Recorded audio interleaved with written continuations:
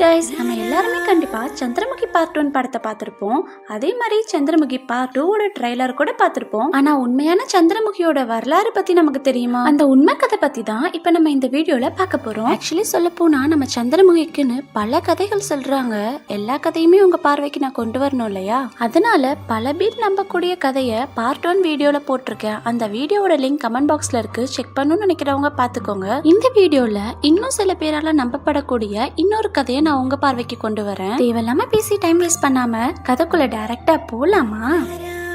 இந்த கதை எங்கிருந்து ஸ்டார்ட் ஆகுதுன்னு பார்த்தோம்னா, கேரளால ஆழப்புழாங்கிற இடத்துல ஒரு குறுநில மன்னர் வாழ்ந்து வந்திருக்காரு. அந்த காலத்துல பெரிய பெரிய ராஜாக்களுக்கு கீழே நிறைய குறுநில மன்னர்கள் இருப்பாங்க. ஆனா இந்த குறுநில மன்னர் கிட்ட நிறைய வீரமும் அதுக்கேத்த மாதிரி பணமும் நிறைய இருந்திருக்கு. அப்பதான் கார் வந்த புதுசு. பெரிய பெரிய ஆளுங்க கிட்ட கூட கார் இருக்காது, யாரோ ஒரு சிலர் கிட்ட மட்டும்தான் இருக்கும். ஆனா இந்த ராஜா கிட்ட கார் இருந்திருக்கு. அவ்வளவு வசதியா வாழ்ந்து வந்த ராஜா அவருக்காகவும் அவரோட குடும்பத்துல இருக்கவங்களுக்காகவும் ஒரு பெரிய அரண்மனை கட்டியிருக்காரு.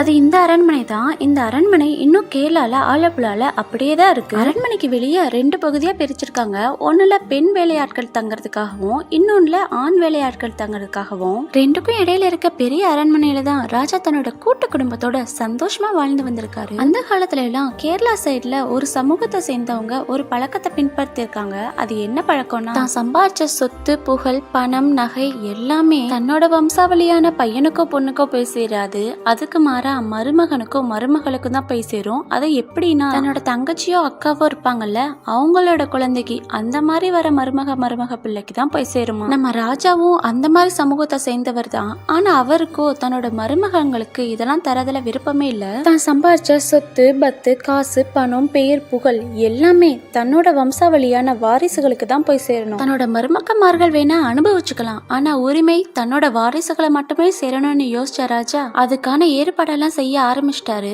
இதெல்லாம் தெரிஞ்சுக்கிட்ட மருமக்கமார்கள் சும்மாவா இருப்பாங்க? பணம்னா பணம் கூட எந்திரிச்சு வருமாமே, அப்புறம் மனுஷங்களுக்கு ஆசையை அடக்கவா முடியும்? தனக்கு வர வேண்டிய சொத்து சொகத்தை எல்லாம் எப்படி ராஜா தன்னோட வாரிசுக்கு தர முடியும்? கடுப்பான அந்த மருமக்கமார்கள் பல சதி வேலையெல்லாம் செஞ்சு எப்படியோ ராஜாவையும் ராஜாவோட குடும்பத்தையும் ஒரு இடியா கொலை பண்ணிடுறாங்க. கடைசியா அந்த நகை, பணம், காசுன்னு எல்லாத்தையுமே ஆட்டையை போட்டுட்டு மூட்டை கட்டி ஓடி போலான்னு நினைச்சிட்டு இருக்கும் போதுதான் ராஜா வீட்டுல வேலை பார்த்துட்டு இருக்க நாகவல்லிங்கிற பொண்ணு அதெல்லாம் பாத்துறாங்க.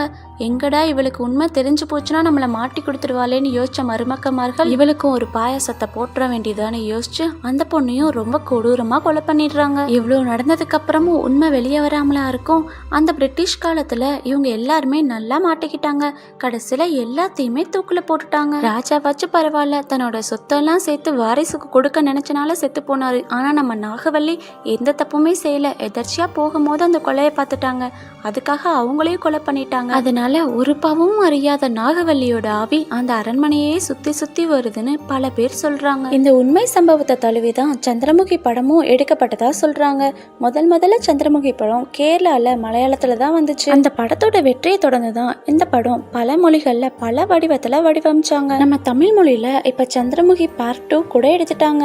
முதல்ல இந்த படைப்பை மலையாளத்துல உருவாக்கின ஃபாசில் டைரக்டரோட வீடும் ராஜா அரண்மனைக்கு 1 கிலோமீட்டருக்குள்ளதான் இருக்குன்னு சொல்றாங்க.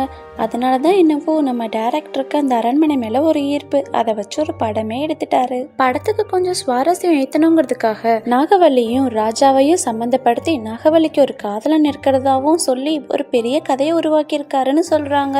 அது மட்டும் இல்லாம அரண்மனைக்கு வெளியே ஆண்களுக்கு தனி பெண்களுக்கு தனின்னு பிரிச்ச பகுதியில பெண்கள் தங்குற இடத்துக்கிட்ட ஒரு அழகான தத்ரூபமான பெண் ஓவியம் இருக்கான்.